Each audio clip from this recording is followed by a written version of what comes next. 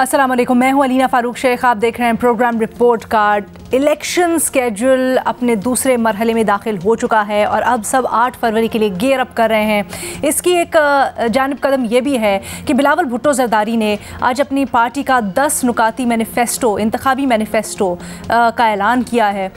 लेकिन बात इतनी सादा भी नहीं है जितनी नज़र आ रही है कि अब सब इंतखाबी मुहिम में लग जाएँ और चीज़ें हो जाएँ, क्योंकि बहुत से मसले मसाइल हैं और एक बहुत ही मुनफरिद और अलग माहौल के अंदर ही जो इंतखाबात होने जा रहे हैं। कुछ मसले मसाइल, कुछ तनाज़ात जिनमें शदीद किस्म के ये इंतखाबात और 8 फरवरी का जो दिन है वो घिरा हुआ है, उसको हमने आज डिस्कस करना है। आज सबसे पहले यही देख लीजिए कि शाह महमूद कुरैशी साहब, जिनको पहले तो रिहा कर दिया गया था तोशाखाना के सिलसिले में, साइफ़र केस के सिलसिले में, लेकिन उसके बाद MPO के तहत उनको नज़रबंद रखा हुआ था। लेकिन जब MPO के ऑर्डर्स भी ख़त्म हो गए और एक्सपेक्ट किया जा रहा था कि वो अब रिहा हो जाएंगे, तो उनके ऊपर 9 मई के सिलसिले में एक और केस, एक और FIR का इंकशाफ हुआ और उसी सिलसिले में उनको आज गिरफ़्तार किया गया। मनाज़िर इंतहाई तशवीशनाक थे, लेकिन इसने सूरत हाल को और भी इंटेंस कर दिया है, क्योंकि पाकिस्तान तहरीक इंसाफ तो पहले से ही इल्ज़ाम लगा रही है कि जो इलेक्शंस 2024 हैं उनमें धांधली हो रही है। ये भी इल्ज़ाम लगा रही है कि सियासी इंतकामी कार्रवाइयाँ हो रही हैं पाकिस्तान तहरीक इंसाफ के ख़िलाफ़। न सिर्फ ये, बल्कि ऐसे माहौल में जहाँ पर ये भी नज़र आ रहा है कि बड़ी उखाड़ पछाड़ हो रही है। अमूमन इलेक्शन से पहले ऐसा होता है, ये कोई अचंभे की बात नहीं है, लेकिन जो बड़े लॉयल देरीना मेंबर्स पार्टी के, वो टूट के दूसरी पार्टीज़ के अंदर जा रहे हैं। फिर न सिर्फ बैरूनी मसले मसाइल, बल्कि पार्टीज़ को अंदर से भी बड़े ख़तरात हैं। मुस्लिम लीग नून को ही ले लीजिए, जहाँ पर बैरूनी इत्तेहादियों के मसले मसाइल एक जगह, लेकिन पार्टी के अंदर थोड़ी इनसिक्योरिटीज़ भी हैं कारकुनान के अंदर कि बड़ी जब मुश्किल वक्त था पार्टी के ऊपर, उस वक्त सऊबतें बर्दाश्त की, मुसीबतें बर्दाश्त की, लेकिन जब अब पार्टी के लिए एक नवाज शरीफ की वापसी की सूरत में शाइनिंग रे आई है, तो उस वक्त पार्टी के बहुत से कारकुनान को नज़रअंदाज करने की शिकवे शिकायत हैं। ऐसे माहौल में ये जो इंतखाबात होने जा रहे हैं, इनके ऊपर क्या असर होगा और इनके नतीजे में जो हुकूमत बनेगी उसके लिए क्या क्या चैलेंजेस हो सकते हैं, ये आज हमने डिस्कस करना है। और ख़ासकर उस माहौल में जब पाकिस्तान को बहुत से माशी मुश्किलात का सामना है और माहिरीन से मुतल्लिक ये कहते आए हैं कि अगर पाकिस्तान इस सियासी भंवर से ना निकला तो मईशत के लिए बड़े मसले मसाइल होंगे और उसको संभालना बड़ा मुश्किल हो जाएगा। तो इसी सब को डिस्कस करते हैं। हमारा सवाल कुछ यूँ कि ये जो इंतशार का माहौल है हर तरफ से, चाहे वो सियासी हो, माशी हो, पार्टी के अंदर बाहर से तोड़ फोड़, इस माहौल में इलेक्शन से मुस्तहकम हुकूमत क्या कायम हो सकेगी? अपने तज्ज़ियाकारों का तारुफ करवा दूँ जी। हमें आज पैनल के ऊपर ज्वाइन करें मज़हर अब्बास साहब मेरे साथ स्टूडियोज़ में हैं, हफीज़ुल्लाह न्याई साहब और शहजाद इकबाल साहब स्काइप के थ्रू, और फ़खर दुरानी साहब इस्लामाबाद स्टूडियो से हमारे साथ मौजूद हैं।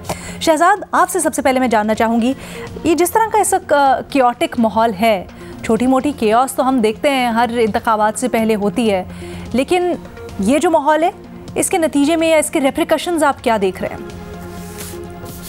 बहुत शुक्रिया अलीना। हालात तो कोई बहुत साजगार नहीं नज़र आ रहे इलेक्शन के बाद भी, लेकिन अगर मैं इस जुमले से शुरू करूंगा तो इसका मतलब ये हरगिज़ नहीं है कि इलेक्शन अपने वक्त पर नहीं होने चाहिए। इलेक्शन होने चाहिए, लेकिन जिस तरह के इलेक्शन और जिन हालात में इलेक्शन होते नज़र आ रहे हैं, उससे लगता है कि जो इंतशार वाली इस वक्त कैफियत है, सूरत हाल है, वो बहुत हद तक बरकरार रहेगी।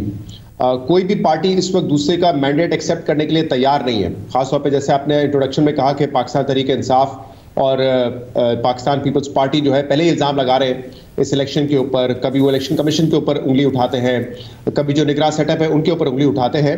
तो ऐसे हालात में मुझे नहीं लगता कि अगर कोई पार्टी इस वक्त ले भी लेती है मैंडेट, तो उसके मैंडेट को दूसरी पार्टी तस्लीम करेंगी।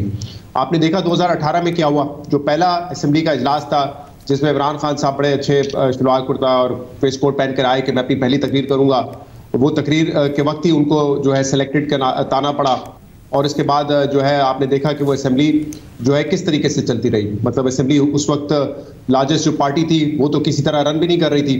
वो खुद कहते थे जितनी भी कानून साजी होती है उसके लिए हमें बाहर से मदद लेनी पड़ती है।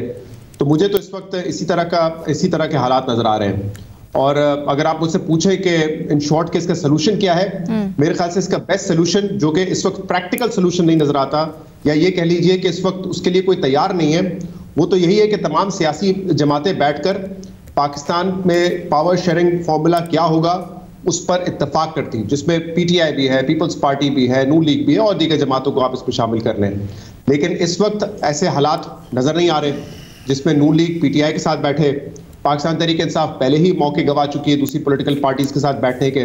तो जब तक इस पॉलिटिकल सिस्टम में बाहर से इंटरफेरेंस रहेगी, मुझे नहीं लगता हम किसी इस्तेकाम की तरफ आगे बढ़ सकते हैं। सियासतदानों को सियासी मसाइल का हल निकालना है, लेकिन बदकिस्मती से वो फेल हो चुके हैं इस मसले का हल निकालने में।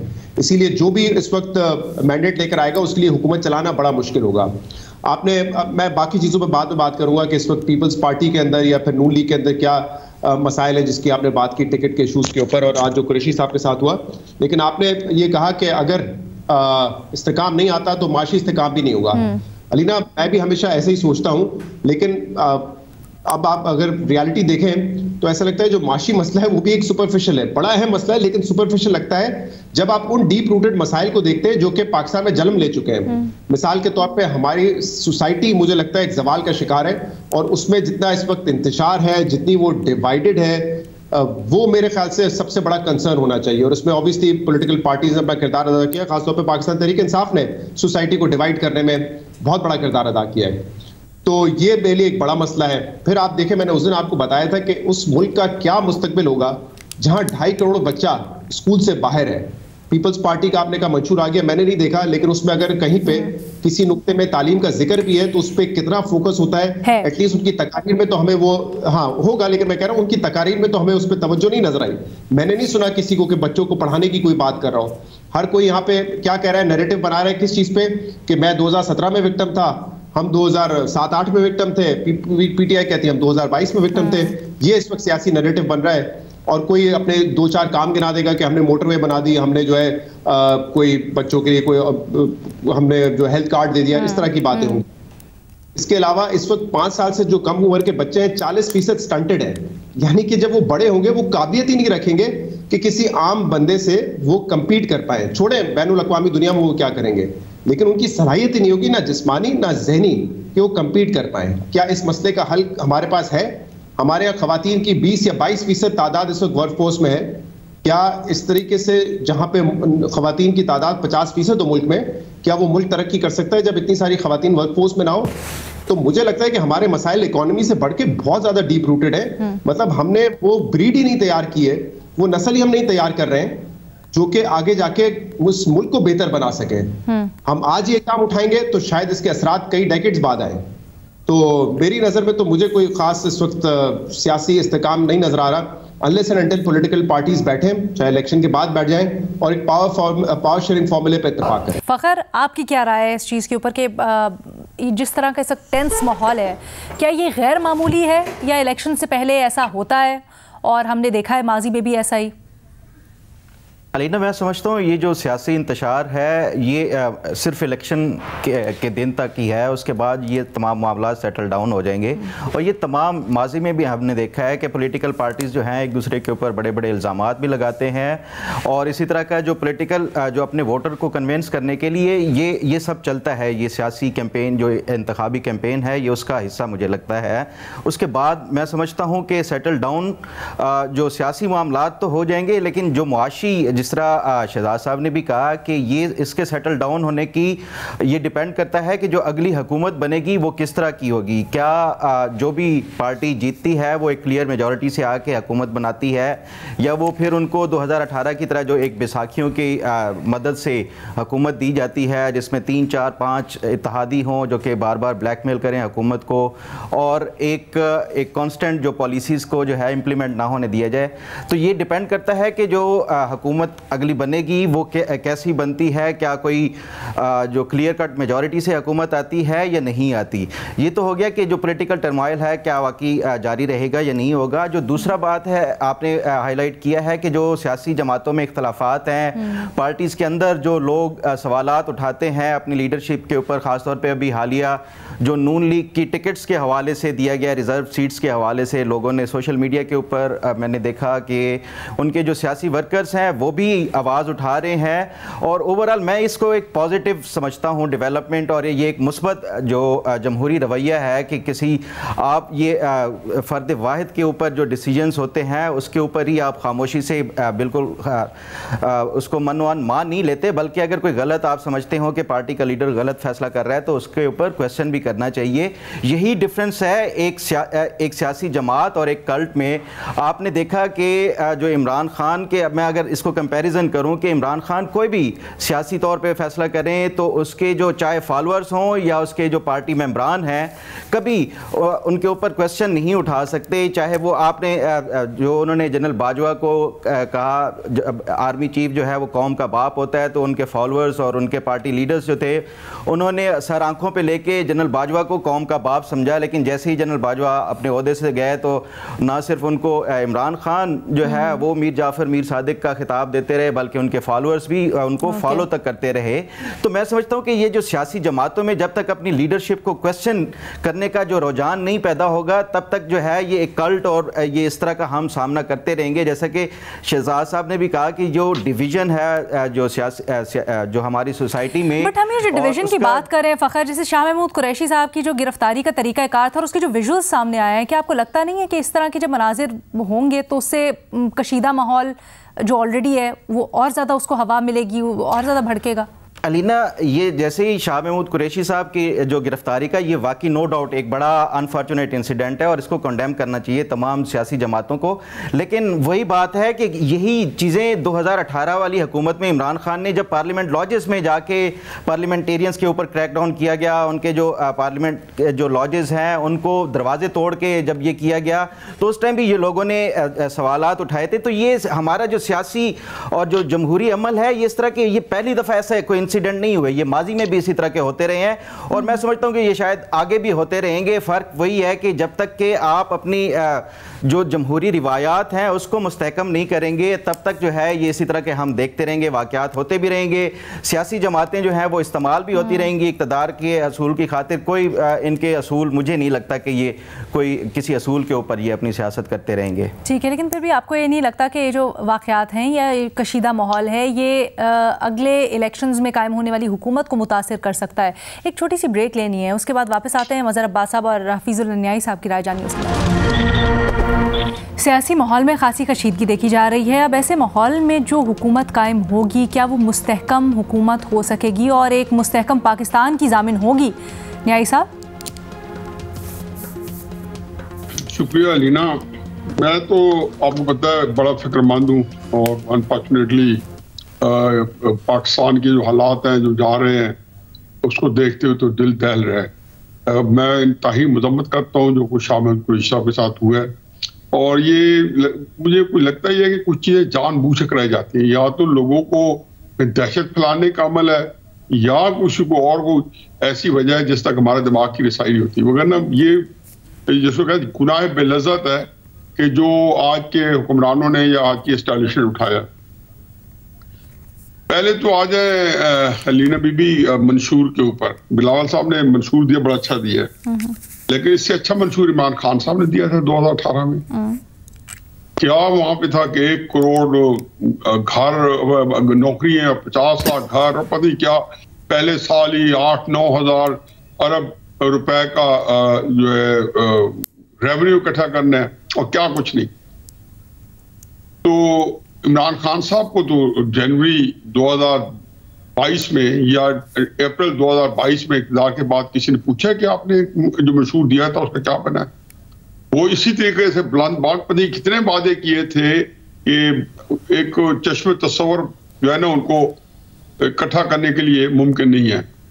अच्छा, इससे पहले एक और इंटरेस्टिंग चीज है, रज़ीलाई साहब और उसके ऊपर काफली की हुकूमत आई तो उन्होंने कोई वादा नहीं किया था और उनका दौर हुकूमत जो था वो बहुत कुछ दे गया बगैर वादा किए। डॉलर मुस्तहकम, इकॉनमी मुस्तहकम, महंगाई नहीं बढ़ी, सब कुछ था। लेकिन 2008 में काफली का क्या बना? ये नजर आती थी काफली अक्सर जगह पे जो इतने बड़ी तकड़े तरीके से हुकूमत करने के बाद और बिल्कुल जैसे 2008 में इलेक्शन हुए तो फारिग हो गई। अच्छा, उससे पहले एक मिसाल ले लें, जुल्फ़िकार भुट्टो साहब, मेरा ख्याल है वो पहले थे जो इस तरह का, या मुजीबुर रहमान ने अपना मंशूर दिया था मशरक़ी पाकिस्तान में, और या जुल्फ़िकार भुट्टो साहब ने। अच्छा, उनके मंशूर में जो था रोटी कपड़ा मकान था, और जो लोग उनके भुट्टो साहब के मुखालिफ थे वो ये कहते थे कि भुट्टो साहब ने खाने को गोली दी है, और रहने को, पहनने को कफन दिया है, और रहने को कब्र दी है। ये बहुत उनके बारे में था कि भुट्टो साहब का, मैं तो यही बड़ा क्रेडिट था कि 72-73 में पाकिस्तान की तारीख का एक 51-52 में हमें इतना फूड शॉर्टेज आई थी, या एक इस दफा आई थी 73-74 के अंदर। वो बहरहाल बड़ी मुश्किल से गुजरे। वो यही है कि जो रोटी लोगों उससे छिन गई थी वो उन्होंने वापस करवा दी। लेकिन भुट्टो साहब की जो पॉपुलैरिटी है, उससे किसी ने पूछा कि उन्होंने वादे पूरे किए थे इसलिए हम उनके साथ हैं। देखिए, ये बात मैं आपके प्रोग्राम में पहले भी कई दफा दोहरा चुका हूँ, कई दफा कह चुका हूँ कि ये मेरा लगा बंदा एक, जिसको कहना चाहिए कि सेटल्ड ओपिनियन है सियासत, पाकिस्तानी सियासत के बारे में, कि यहाँ पे एक ही नारा चलता है। मैंने कई दफा कहा है कि मैं बार बार नाम नहीं दोहराता हूँ, लेकिन हाल ही में नवाज शरीफ साहब है, इमरान खान साहब है, एंटी एस्टेब्लिशमेंट बयानियां। आपने परवेज इलाही वगैरह जो थे वो प्रो एस्टेब्लिशमेंट थे, सियासत से हाथ धो बैठे। नवाज शरीफ साहब ने एंटी एस्टेब्लिशमेंट बयानियां अपनाया, सातवें आसमान पे। इमरान खान साहब ने नवाज शरीफ का एंटी एस्टेब्लिशमेंट बयानियां ले लिया और नवाज उसको मुंतकिल किया अपना मोहरा होने का नवाज शरीफ साहब या मुस्लिम लीग नून को। तो वो धराम से जमीन पे पड़े हैं। इमरान खान साहब की जो गैर मकबूलियत है उनको मिल गई है, उनकी जो मकबूलियत थी उसको मजीद 4 चांद लग के इमरान खान को मिल गई है। अच्छा, अब सूरत हाल ये है कि ये जो जिधर हम आ गए हैं, ये जो लड़ाई मार कुटाई का माहौल है, ये माहौल तो एक अरसे से है। मैं हकीकत है कि कम अज कम चार्ट ऑफ डेमोक्रेसी के बाद पीपल्स पार्टी और मुस्लिम लीग नून को इस टेंशन के अंदर समझता हूं कि उन्होंने बहुत ही मुदब्बराना 2008 के बाद से लेके आज तक कर रहे हैं। बेशक सियासत में होती है, इख्तलाफ भी होते हैं, आप एक दूसरे को इल्जाम भी लगाते हैं गलत सही, लेकिन ये जो गालम गलोच कल्चर है, ये इससे अगर था जुल्फ़िकार भुट्टो साहब वक्त में, तो इससे अब ये बरात ले ली थी, अब ये फिर खत्म हो गया था, लेकिन वो ये नहीं था जो हमने देखा। अच्छा, आप देखें कि नवाज शरीफ साहब जब 2013 में इलेक्ट होते हैं तो इमरान खान साहब हॉस्पिटल में थे, तो 3-4 महीने हॉस्पिटल में रहे। नवाज शरीफ साहब भी गए, शहबाज शरीफ साहब भी गए शौकत खान हॉस्पिटल में। फिर मार्च 2014 में नवाज शरीफ साहब बनीगाला गए 18-20 अपने लीडरों के साथ। इमरान खान साहब के 18-20 लीडर थे।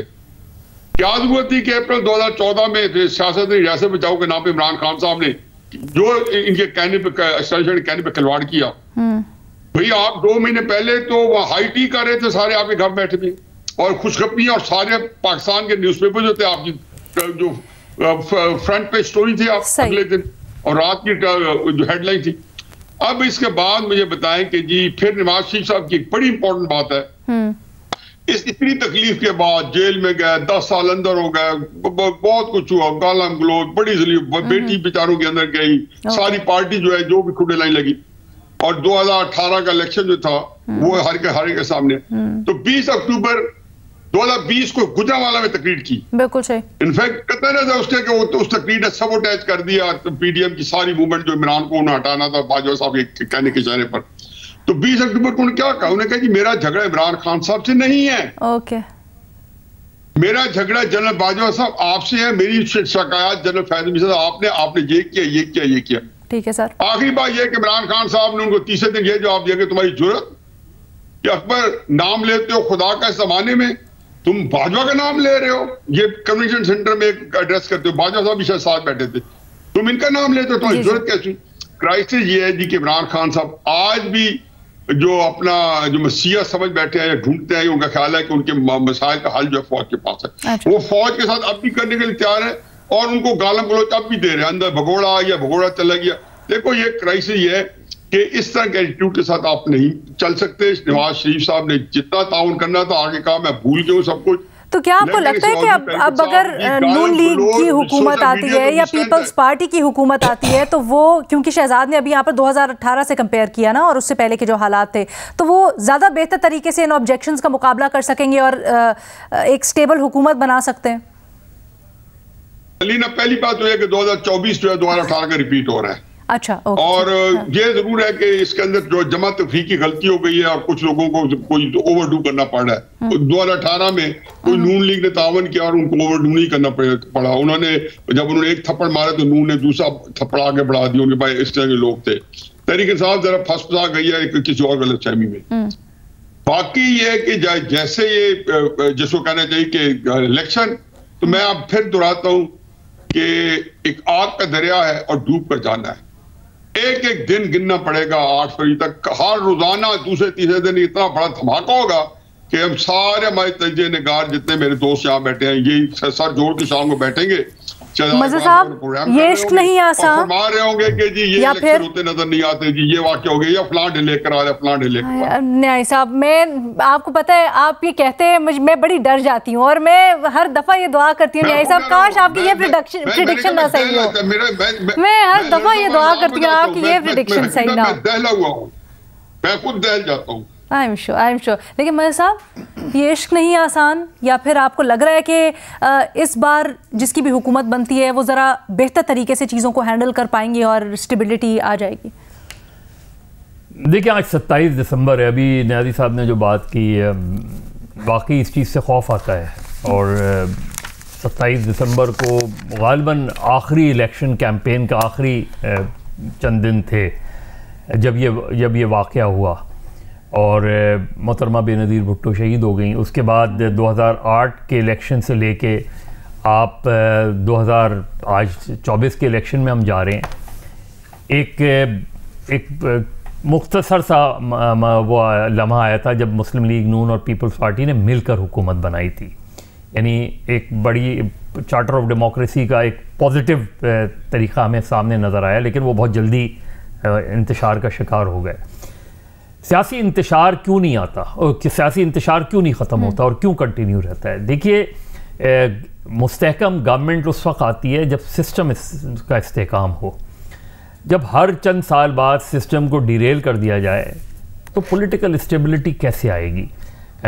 हम सियासी जमातों को, सियासतदानों को, सिविलियन हुक्मरानों को बिल्कुल हमें तनकीद का निशाना बनाना चाहिए और उनके बहुत से फ्लॉज हैं उसमें।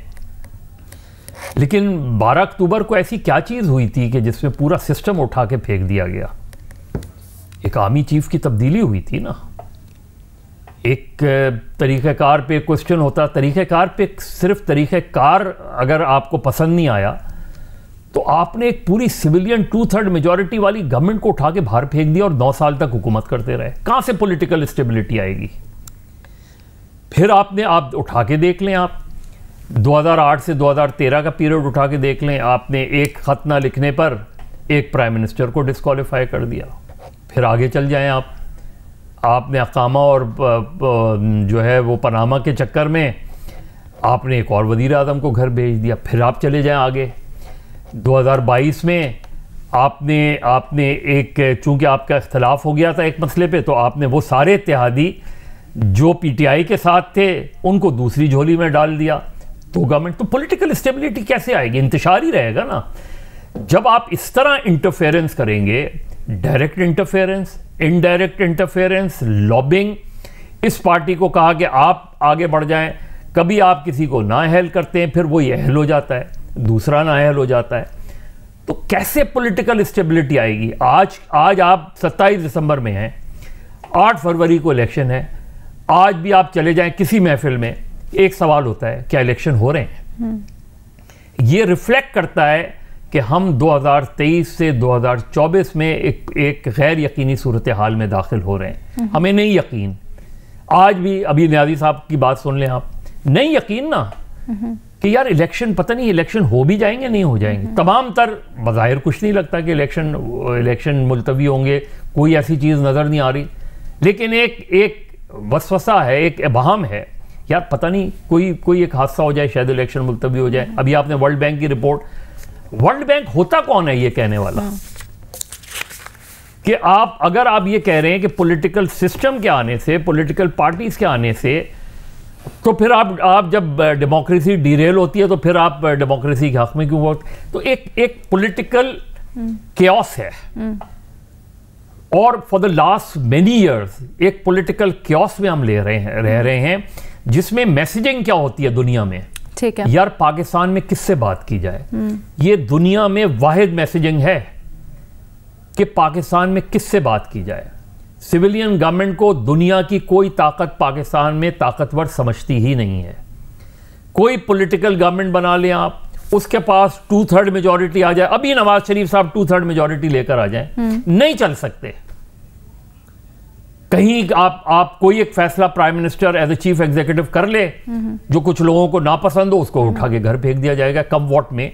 इसमें जहां तक अभी जिस तरह आपने कहा, अभी बिलावल भुट्टो ने, मेरा ख्याल है ये प्रोग्राम उन्होंने अनाउंस किया, आई थिंक मंशूर नहीं है ये। अच्छा, लेकिन सारी प्रोविंशियल, हाँ वो करेंगे, लेकिन सारी प्रोविंशियल इस वक्त पिछले कम से कम 18वीं तरमीम के बाद हमें एज एन एनालिस्ट ठीक सबसे ज्यादा क्वेश्चन प्रोविंशियल गवर्नमेंट से करने चाहिए, क्योंकि उनके पास इंफॉर्मेशन मिनिस्ट्री उनके पास है, एजुकेशन मिनिस्ट्री उनके अंडर है, लेबर मिनिस्ट्री उनके अंडर है, ये ज्यादातर मिनिस्ट्रीज तो उनके अंडर हैं। तो आपने पहले तो ये बताएं, ये सारी प्रोविंशियल गवर्नमेंट्स, कि आपने 15 साल की आपकी परफॉर्मेंस क्या है रही है, या किसी कोई अगर 8 साल रहा है, 10 साल रहा है। अगर आप इजाजत दें तो हम इसके ऊपर इन डेप्थ कल बात करेंगे, ताकि बाकी पार्टीज को भी जरा हम क्वेश्चन करें और बिलावल साहब ने क्या प्रेजेंट किया है। बट आज ये जो हमारा मौजू है ये भी बड़ा अहम है कि हमने क्या सीखा और आगे हम उसको कैसे अप्लाई कर सकते हैं। एक छोटी सी ब्रेक लेनी है, उसके बाद वापस आते हैं। इलेक्शंस 2024 के ऊपर हम लोग बात कर रहे हैं और हमने तारीख से क्या सीखा है और आगे जाकर ये जो अभी भी शिकवे शिकायत हो रहे हैं इलेक्शन से मुतल्लिक, तहरीक इंसाफ हो, पीपल्स पार्टी हो या मुस्लिम लीग नून भी अपने तहीं बहुत सी शिकायत कर रही है, तो इनका अजाला कैसे हो सकता है, सलूशंस क्या हैं, ये अपने तज्जियाकारों से ज़रा जानते हैं। फ़खर, क्या राय है आपकी? मेरे ख्याल है अलीना के जो चार्टर ऑफ डेमोक्रेसी है उसको दोबारा से तमाम सियासी जमातों को मिलके, जैसे पहले पीपल्स पार्टी और नून लीग के दरमियान था, तो ये पीटीआई को भी साथ बिठाना होगा, इनको कायल करना होगा कि आए जमहूरियत को आगे बढ़ के सपोर्ट करते हैं और कोई भी एक दूसरे की टांग ना खींचे। तो मेरा ख्याल है कि ये एक बाय सोल्यूशन है कि एक जब सस्टेनेबल आप डेमोक्रेटिक प्रोसेस का वो कंटिन्यूएशन होगी तो फिर ही ये मामलात को हल किया जा सकता है। लेकिन मैं नहीं समझता कि इमरान खान की, क्योंकि जो पॉलिटिक्स है वो offence is the best defence वाली सियासत है और वो हमेशा अग्रेसिव होकर सियासत करते हैं। मुझे नहीं लगता कि इस तरह का कोई इमरान खान जो सोल्यूशन के ऊपर बैठ जाएंगे और कोई दूसरी सियासी जमातों के साथ। शहजाद, देखिए, बजाय तो शिकवा शिकायत इस वक्त पाकिस्तान तहरीक इंसाफ को है और कुछ हद तक पीपल्स पार्टी को है इलेक्शन से, लेकिन असल शिकायत तो मेरे ख्याल से नून लीग को होनी चाहिए। नून लीग बेचारी, ना उसके पास इस वक्त बयानिया है, इनकम्बेंसी के 16 महीने की गवर्नमेंट भी है, फिर कभी वो कहते हैं कि हम एहतसाब करेंगे माजी की जो इस मुल्क में 2017 में नवाज शरीफ को हटाया गया उसका, कभी कहते हैं कि नहीं हम सिर्फ अल्लाह पे छोड़ के तरक्की की तरफ आगे बढ़ेंगे। लेकिन असल शिकायत तो उनको होनी चाहिए, क्योंकि पीटीआई को जिस तरीके के विजुअल्स डेली बेसिस पे मिल रहे हैं उससे उनके पास बयानिया भी है, विक्टिम कार्ड भी है। मतलब आज आप देख लें शाह महमूद कुरैशी के साथ जो हुआ है, माजी में भी हुआ है, शहबाज शरीफ साहब के साथ भी हुआ है, लेकिन इलेक्शन के इस मौके पे ये विजुअल्स तो किसी भी पार्टी को सूट करेंगे। तो ये जो भी हिकमत अमली है इसमें अगर शायद वो कामयाब हो जाए कि किसी शख्स को वो जेल में रखे, लेकिन ये बैकफायर कर रही है और इस वक्त नून लीग को मेरे ख्याल से ज्यादा फिक्रमंद होनी चाहिए। कभी ये विजुअल्स आ जाते हैं कि जो कागजात जमा कराने जा रहे हैं उनके कागजात छीन लिए जाते हैं, कभी डीआरओ जो है या आरओ जो है अपने दफ्तर में नहीं घुसने देता, और ये पीटीआई जो है इस पे आप देख रहे हैं सोशल मीडिया पे, उसको इन सारी चीजों के ऊपर नून लीग को क्यों परेशान होना चाहिए? इसलिए परेशान होना चाहिए कि जो विक्टिम प्ले कर रही है इस वक्त तहरीक इंसाफ, और उनको जब मवाद दिया जा रहा है विक्टिम प्ले करने के लिए, उससे तो उनका सियासी फायदा ही होना है। इस वक्त आप देख लें, क्योंकि अल्टीमेटली उनको रिलीफ बल्ले के हवाले से भी मिल गया, साइफर केस में बेल मिल गई, साइफर केस उड़ा के रख दिया, तो अल्टीमेटली जो बड़ी अदालतें हैं वहां से तहरीक इंसाफ को कुछ हद तक इंसाफ भी मिल रहा है, शायद मुकम्मल ना मिल रहा हो लेकिन कुछ हद तक मिल रहा हो। और जो इस वक्त मैं कह रहा हूँ विक्टिम वाली मैं जो बात कर रहा हूँ, विजुअल्स कुछ ऑब्वियसली जेन्युइनली हो तो रहा ही है, लेकिन पीटीआई क्योंकि अपने सोशल मीडिया की पावर की वजह से जिस तरीके से इसको प्रोपेगेट करती है तो उनके तो फायदे में ही हासिल होगा। नून लीग के पास ना बयानिया है ना विक्टिम कार्ड है। अब 2017 की लोग बात सुनेंगे या 2023-24 की लोग बात सुनेंगे? मेरे ख्याल से तो इस वक्त फिक्रमंद लीग को होना चाहिए कि जो कुछ वो तरीके इंसाफ के साथ कुछ हो रहा है इस वक्त, उसका फायदा भी हो रहा है तहरीक इंसाफ को एक तरीके से, और नून लीग को मेरे ख्याल से इसका नुकसान हो रहा है। एक मिसाल मैं और दे देता हूं ना इसकी, दैट इज इंटरेस्टिंग, क्योंकि हुकूमत है निगरानों की के हवाले से क्योंकि डीसी के हवाले से ये शिकायत थी ना कि डीसी जो है वो कैसे हो सकता है। अब वही डीसी अगर शाह महमूद कुरैशी के एमपीओ ऑर्डर पे साइन कर रहा है तो उनका केस तो अदालत में जब लेके जाएंगे स्ट्रांग हो जाएगा। हाँ, ये बात ठीक है कि माइक्रो मैनेज नहीं कर सकती अदालतें, सुप्रीम कोर्ट हो या हाई कोर्ट हो, सारा ये पावर जो है वो आरओ के हाथ में होगा, एआरओ के हाथ में होगा, डीआरओ के हाथ में होगा, इलेक्शन कमीशन के हाथ में होगा। तो जो ग्राउंड पे हो रहा होगा उसको माइक्रो मैनेज तो नहीं कर सकते बड़ी अदालतें, लेकिन कुछ हद तक बड़ी चीजों में जो है वो रिलीफ मिल रहा है। बहरहाल एक क्वेश्चन अभी भी रह गया है कि क्या इमरान खान जेल से होंगे बाहर या नहीं होंगे, इलेक्शन लड़ सकेंगे नहीं लड़ सकेंगे, ये मेरे ख्याल से एक अहम मामला है। जहां तक बल्ले का निशान है मेरे ख्याल से वो तो सॉर्ट आउट हो गया है। अच्छा, ऑल्दो एक वक्ती रिलीफ है बट इससे मुतल्लिक मुतजाद राय पाई जा रही है, मुतजाद राय पाई जा रही है अभी भी कि आइदर ये बल्ले का मामला इसी तरह से कंटिन्यू होता है, रिलीफ मिलता है, या फिर आला अदालतें उसको जाके ओवरटर्न कर देती हैं। अलीना, जिस तरीके का ये फैसला है और अगर ये डबल बेंच की तरफ गया, पेशावर हाई कोर्ट जो ऑब्वियसली जाएगा, वहां पे अगर ये बरकरार रहता है, मुझे नहीं लगता कि सुप्रीम कोर्ट हाई कोर्ट के फैसले को नल एंड वॉइड करार देगी। मेरे ख्याल से जो इलेक्शन कमीशन ऑफ पाकिस्तान का फैसला है एक कमजोर फैसला है। सब देख रहे हैं, आपने ये सुना ना, मुल्ला साहब ने उस दिन साइफर केस में क्या रिमार्क्स दिए थे। उन्होंने कहा कि किसी शख्स को इलेक्शन लड़ना ये बुनियाद काफी है बेल देने के लिए, मतलब इस हद तक उन्होंने रिमार्क्स दिए हैं। उन्होंने ये भी कहा है कि नजर आ रहा है कि एक पार्टी के साथ ये हो रहा है। मुझे नहीं लगता है कि सुप्रीम कोर्ट के लेवल पे इलेक्शन कमीशन ऑफ पाकिस्तान का फैसला स्टैंड कर पाएगा। आपको लगता है दैट मैटर इज सेटल्ड? मजहर अब्बास साहब, ये जो शिकायत आ रही हैं कैसे अजाला हो इनका? आपको प्रोग्राम से पहले मैंने कहा था ना, जब शाह महमूद कुरैशी के विजुअल चल रहे थे कि 10,000 वोट का इजाफा हो गया शाह महमूद कुरैशी का।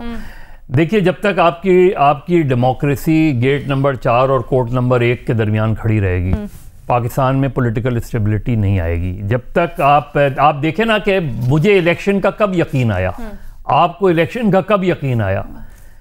जब चीफ जस्टिस ने कहा कि इलेक्शन 8 फरवरी को होंगे, जब आर्मी चीफ ने कहा कि इलेक्शन 8 फरवरी को होंगे, शायद 8-10 दिन इधर उधर हो जाएं तो अलग बात है। इलेक्शन की डेट जिसने दी उस पर मुझे यकीन नहीं था कि इलेक्शन होंगे। ये है डेमोक्रेसी का, पाकिस्तान में डेमोक्रेसी का डायलेमा कि जिसका काम है वो काम नहीं करता, वो दूसरे का काम करता है। ये चीज़ें ख़त्म हो जाएंगी तो मुझे कोर्ट पर भी कॉन्फिडेंस होगा, मुझे सिस्टम पे भी कॉन्फिडेंस होगा, मुझे इलेक्शन कमीशन पे भी कॉन्फिडेंस होगा। जब तक ये चीज़ नहीं होगी ये इंतशार रहेगा। अच्छा, एक अभी आप लोग, क्योंकि आपने भी, शहजाद ने भी वही बात की कि जो विजुअल्स हैं शाह महमूद कुरैशी की गिरफ्तारी वाले, वो शाह महमूद कुरैशी के हक में, पीटीआई के हक में ही जा रहे हैं। न्यायी साहब ने बड़ी दिलचस्प बात कही थी, उन्होंने कहा शायद जानबूझकर हुआ है जिस तरीके से गिरफ्तार किया गया है हैबत बिठाने के लिए। ये न्यायी साहब के अंदर की खबर होगी। न्यायी साहब असल में मैं कह तो कुछ और भी सकता था, मदर साहब को पता चल गया मैं क्या कहना चाहता हूँ, लेकिन उसका ये आज मौका नहीं है। शाह महमूद कुरैशी साहब के साथ बहुत ज्यादती हुई है। वैसे मैं ये समझाता हूँ कि तहरीक इंसाफ के कई लोगों की इमेज बिल्डिंग भी हो रही है। नहीं, लेकिन जिस तरह चीजें हो रही हैं पहले भी हुई थी, वही चीजें कर रही हैं। उनके साथ ताकि रोला रहे। वैसे शाह महमूद कुरैशी साहब के लिए एक बुरी खबर बेचारों के लिए है कि जो कोविटेड टॉप स्लॉट है वो ऑलरेडी गोर खान के पास जा चुकी है, सीनियर वाइस चेयरमैन। क्या परवेज इलाही के साथ क्या हो रहा है? और यही चीज है ना कि माजी से हम सबक नहीं सीख रहे। नाम क्या है? माजी से हम सबक नहीं सीख रहे। अलीना, एक चीज पे अगर कमेंट कर सकूं। अब शहजाद बिल्कुल ब्रीफली जी, क्योंकि दुरानी साहब ने कहा था बैसाखियों वाली हुकूमत जो है उसका कोई फायदा नहीं होगा, वो इंप्लीमेंट नहीं कर सकेगी अपना एजेंडा जो है। लेकिन बैसाखियां तो ऑलरेडी नवाज शरीफ साहब ने कलेक्ट कर ली हैं, चाहे वो बलूचिस्तान हो, बाप पार्टी के लोग उनसे आके जुड़े जो उनको पहले छोड़ के गए थे। अर्बन सिंध से एमक्यूएम में उनके साथ इत्तेहाद है, रूरल सिंध में जीडीए के साथ इत्तेहाद है, साउथ पंजाब में उनको कुछ लोगों ने ज्वाइन किया, आईपीपी के साथ इत्तेहाद की खबरें, पता नहीं वो मटेरियलाइज होता है या नहीं होता। केपी में जेयूआईएफ है। 2013 की नून लीग बात तो कर रही कि हम उतने ही स्ट्रांग है, 2013 में प्री इलेक्शन अलायंस नहीं था। अब ये नून लीग की या तो मजबूरी है या जरूरत है कि वो अलायंस में जा रहे हैं, बट इन एनी केस बैसाखियों वाली हुकूमत बनेगी, इनको सबको अकोमोडेट करना पड़ेगा अगर वो इस पोजीशन में होते हैं कि पावर ले सकें। आज के प्रोग्राम से इतना ही, इजाजत दें, अल्लाह हाफिज।